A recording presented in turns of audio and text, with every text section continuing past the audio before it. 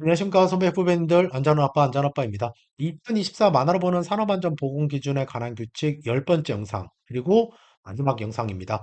이번 영상에서는 별표, 별지에 대한 내용들을 말씀을 드릴 거고요. 사실 별표, 별지에서 또 너무나 중요한 부분들이 있죠. 관리감독자의 유해위험 방지 업무 등이 정말 자주 나오는 내용들인데, 제가 예전에 이제 공부할 때는 산업안전보건기준에 관한 규칙을 정말 많이 읽었을 거 아닙니까, 제가? 근데 이제 처음 읽을 때는 보통 이제 목차, 총칙서부터 읽고요. 그리고 이렇게 한 두 번 또는 한 번 정도 정독하고 나서 다음에 읽을 때는 뒤에서부터 읽었었습니다. 그러니까 별표, 별지서부터 읽었다라는 거죠. 그만큼 이제 별표, 별지 부분이 중요한 부분이고 공부를 하시다 보면은 책의 앞부분만 보시고 그걸 1회독을 하신 다음에 다시 2회독을 하실 때 앞부분에서 다시 또 보시게 되면은 앞부분은 너무 눈에 익어 있어요. 이게 사람인지라.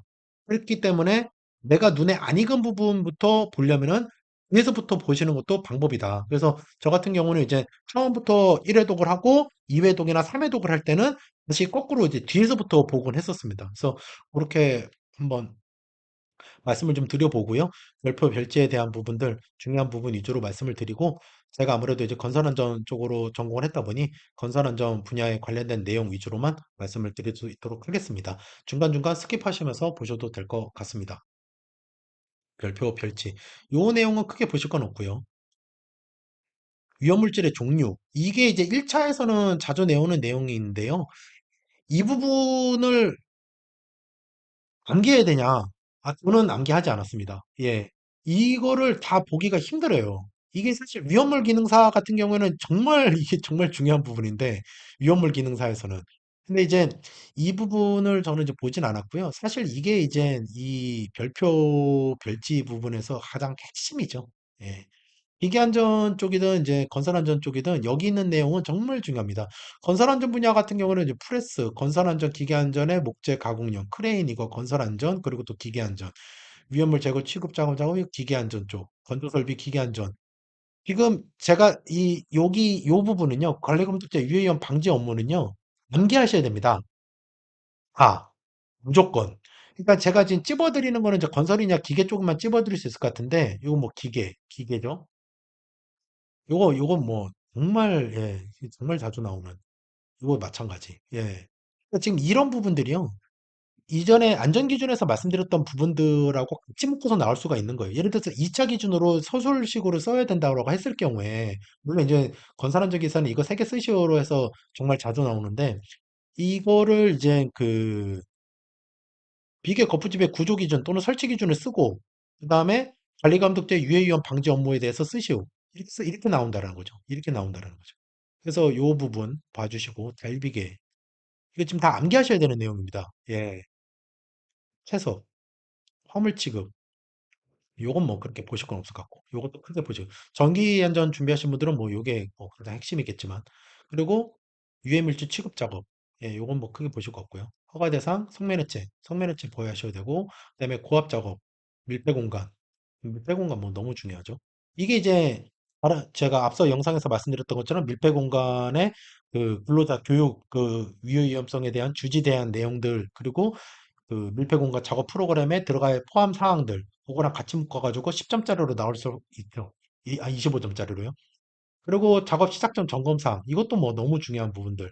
뭐 이건 기계 안전 쪽에서는 정말 자주 나왔었습니다. 그리고 기계, 이거는 기계랑 건설, 그 다음에 이것도 기계 건설, 리프트, 기계, 곤돌라 봐주시고, 꽤 어렵지 않습니다. 예, 여러 번 읽으시다 보면은 그 맥락을 같이 해요, 맥락을. 보시면은 제가 하나 예를 들어서 말씀드리면요. 여기 보시면은 그 안전한 작업 방법을 결정하고 작업을 지휘하는 일. 재료기계 결합 유무를 불량품 제거하는 일. 그리고 안전대 이게 보호구죠. 그러니까 여기서 핵심 단어는 보호구고요. 이거는 이제 결합 유무, 작업 지휘. 이 단어가 계속 들어가요. 보시다 보면은 여러 차례 보시다 보면은 이게 유사하게 계속 들어갑니다. 예. 그리고 여기 크레인이랑 이동식 크레인에서 헷갈리시면 안 되고 이 두 부분을 헷갈리셔서 보시면 안 되고 운해용보차나 지게차나 지금 보시면 똑같죠. 맞습니다. 예. 다를 게 없어요. 보시면은 이 충전장치가 들어간다는 것 뿐이고 맞습니다. 이것도 정말 자주 나오는 내용이고요. 그 다음에 고소작업대. 화물차, 기계, 차량계 건설기계, 용접 용단, 그리고 예, 이것도 기계. 반복적으로 중량물 취급 작업. 이게 근고급계랑 관련된 내용이죠, 이게. 그리고 사전조사 및 작업계획서 내용. 이것도 뭐 너무 자주 나오는데요. 크레인, 작업계획서에 들어가야 될 내용들, 차량계 하용목에 작업계획서 들어갈 내용들, 그리고 차량 건설기계 사전에 조사해야 되고 작업계획서에 들어갈 내용들, 그 기계 부분, 전기 부분, 불착. 불착에서 지금 요 내용 있지 않습니까? 정말 예, 참고로 제가 건설 안전기사 공부할 때 제가 이거 그 2차 시험 때 나왔던 부분인데, 그리고 지금 이 부분들. 터널 굴착, 교량 작업. 이거 뭐 너무 중요하죠, 이런 것들. 교량에서 문제를 내면은 이런 것 좀 내기 쉬워요, 보면은. 제가 봤을 때. 그리고 세석 작업. 그리고 해체 작업. 이거 너무 중요하죠. 이 문제 나왔던 부분입니다, 이거. 그리고 중량물 취급 작업. 그래도 그 밖에 관련 설비 보수 점검 작업 때 필요한 내용들. 이런 거는 크게 나오진 않고요. 요거는 이제 산업안전에서 건설안전 2차 때 5점짜리로 나왔던 문제고요. 그리고 관광비계 조립 간격. 제가 이제 비계 영상도 따로 한번 다뤘었는데요. 저는 이거를 이렇게 암기했었습니다. 그러니까 수육. 그러니까 이거는 5라서 암기하기가 쉽거든요. 근데 이제 틀비계 같은 경우는 68이란 말입니다. 그러니까 이제 수육, 우리 고기 있지 않습니까? 그걸 이제 수육으로 생각해가지고 수육. 그다음에 이거는 통팔. 그러니까 팔하고 피읍이 들어가고 이제 이게 평이니까 평. 이렇게 저는 이제 연관해서 암기를 했었거든요. 아, 이게 피읍이 들어가니까 팔이다. 이렇게 암기를 했었습니다. 그 다음에 차량계 건설기계에 종류가 나와 있죠. 지금 1호부터 17호까지 중요한 부분입니다. 그 다음에 요거는 이제 기계안전 부분인데 제가 좀 중요한 부분이라고 좀 쳐놨고요. 그 다음에 안전거리에 대한 부분들. 요것도 기계안전 부분. 지금 사실 이 부분은 기계안전에서 되게 자주 나오는 내용들입니다. 요거는 이제 건설기계의 종류는 기본적으로 아셔야 되는 내용이고요. 프리미엄 이렇게 답변할 수 없지 않습니까? 그리고 참고로 지금 이런 거 같은 경우에는 지능계 건설기계에 해당되는 내용들이 보시면 항타 항발기라든가 콘크리트 펌프가 펌프로 이렇다는 내용들이 나와 있는데 차량계 건설기계에 대한 내용들이 나왔을 때 이거를 깨알같이 하나 넣어주는 것도 괜찮아요. 제가 봤을 때. 그러니까 2타 기준으로 말씀을 드리면요. 그리고 이제 기준량들 쭉 넘어가시고 그 다음에 불참면 기울기 너무너무 중요하고요. 너무너무 중요하고 이게 12회 건설안전 산업안전에서 건설안전 분야에서 이게 5점짜리로 나왔었습니다. 그래서 지금 보시면은 예전에는 이제 그 보통 흙 이렇게 해도 나눠놨었는데 지금은 이제 모래, 연화, 홍암, 경암 그밖에 그걸 해가지고 나눠놨는데 1대 1.8 그리고 1대 1.0, 1대 0.5, 1대 2.2죠. 그래서 요 기울기의 기준 무조건 남기셔야 되는 내용이고 1차, 2차, 3차 계속 가져가셔야 될 부분입니다. 넘어가겠습니다. 요거 같은 경우에는 1차 시험 시에 나올 법한 내용입니다. 제가 봤을 때는. 예. 나왔었고, 실제로도. 그래서 이게 보시면 4, 5, 5, 1, 7, 1, 1, 2, 1.2 이렇게 되거든요. 그래서 그렇게 어렵진 않으세요. 왜냐면 여기가 위에가 똑같아요. 호의형, 하방흡인형, 외부식, 하방흡인형. 그러니까 포측 하상이 돼요. 포측 하상. 그리고 이 뒤에 숫자만 암기하시면 되고. 이게 관리 대상 유해물질. 예, 허가 대상이 아니고요. 그리고 저는 이제 요런 부분들은 보지 않았습니다. 차라리 이걸 보시느니 안전기준 부분에 대해서 더 숙지를 하시거나 관리감독자의 유해이용 방지 업무나 사전조사 작업계획서 내용을 보시는 게 더 좋죠. 쭉 넘어가시고 분진 작업의 종류가 나와 있는데요. 대부분 보시면은 이 분진 작업 같은 경우에는 앞서 영상에서도 잠깐 언급을 드렸는데 대부분이 보시면은 이 자르고 연마, 결단, 세포, 포장, 흡입 뭐 이런 문구가 다 들어가요. 그래서 그걸로 또 연상하셔가지고 좀 암기를 해주시고 최소 5개는 정확하게 암기를 요합니다. 그러니까 최소 5개는 암기를 해주시고 나머지는 연상하셔서 암기할 수 있게끔 그렇게 좀 가져가셔야 될 부분일 것 같다. 그리고 이제 요 제어 풍속이 나와 있는데 이것도 시험에 나왔던 부분인데요.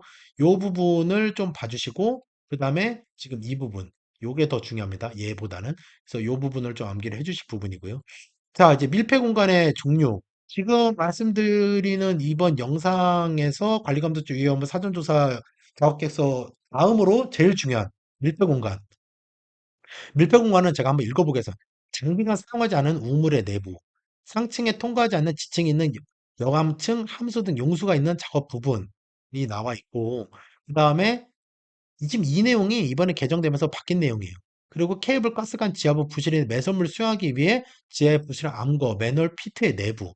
암기하시기 되게 어렵거든요. 근데 여기서 최소 5개는 무조건 암기를 하셔야 됩니다. 저는 사실 10개 정도는 암기를 했었는데 요런 것들 위주로 주로 암기를 했어요. 왜냐면 요런 것들은 암기하기가 쉽지 않을 거예요. 요런 건 좀 어렵고요. 그래서 이 반응기의 탱크 내부, 배관이나 집진기의 내부, 근로자가 상주하는 공간으로서 출입이 제한되어 있는 장소의 내부. 요거는 암기사항이라고 제가 이전 영상에서 말씀드렸습니다. 콘크리트 양생 장소 및 가설 숙소 내부, 드라이아이스를 사용하는 냉장 냉동 창고, 공동 컨테이너 내부, 분유, 오염된 흙, 썩은 물, 폐수, 오수, 그 밖에 부패하거나 분해되기 쉬운 물질이 있는 정화조, 신전조, 집수조, 탱크. 이거를 다 암기를 어떻게 하냐고요. 그럼 여기서 암기하기 쉬운 것만 한 3개를 뽑아가지고 암기를 하셔도 돼요. 그 다음에 간장, 주류, 효모, 현장 바닥이 벽이 건성유로 함유되는 페인트로 도장되어 건조되기 쉬운 밀폐된 지하실, 창고, 탱크, 통풍이 불충분한 시설의 내부. 이게 핵심 단어죠. 석탄, 아탄, 황화강, 강제, 원목, 건성유 또는 그 밖의 공기 중에 산소를 흡수하는 물질이 있는 탱크, 호포, 조상실의 선창의 내부. 단기간 밀폐된 그러니까 철로 된 보일러, 탱크, 반응탑 그 밖에 산화되기 쉬운 시설. 바닷물이 있었거나 열교환기, 관암거, 맨홀 또는 독 또는 피트의 내부. 그러니까 이거를 암기하시기 되게 어려운데 본인께서 암기하시기 쉬운 방법대로 최소 5가지는 쓰실 수 있을 정도로 암기를 꼭 요한다. 이 밀폐 공간에 대한 부분이. 그 다음에 이제 성면허 잔재물의 처리의 표시. 요 2개 문구가 들어간다는 걸 숙지를 해주셔야 되고요. 요 2개 문구가 뭔지 모르시면 안 됩니다. 이 2개 문구가 뭔지 아셔야 됩니다. 그 다음에 요 규격. 예. 이게 시험에 안 나올 것 같지만 나와요, 이게. 나오면 1차에서 나오겠죠. 그러니까 제가 건설안전 분야 위주로 말씀을 드리면. 그리고 밀폐 공간의 출입금지의 표지. 이 그림을 아셔야 됩니다. 그러니까 이 문구가 그냥 임의로 작성된 문구가 아니고 우리 법에 꼭 이렇게 표지를 설치해라는 거죠. 이 디자인과 이 색깔과 이 문구와 이 글씨체를. 그래서 산업안전보건공단에서 저는 이제 현업에 있으니까 산업안전보건공단에 가면은 요거 그대로 계산시키게끔 스티커로 보내줍니다.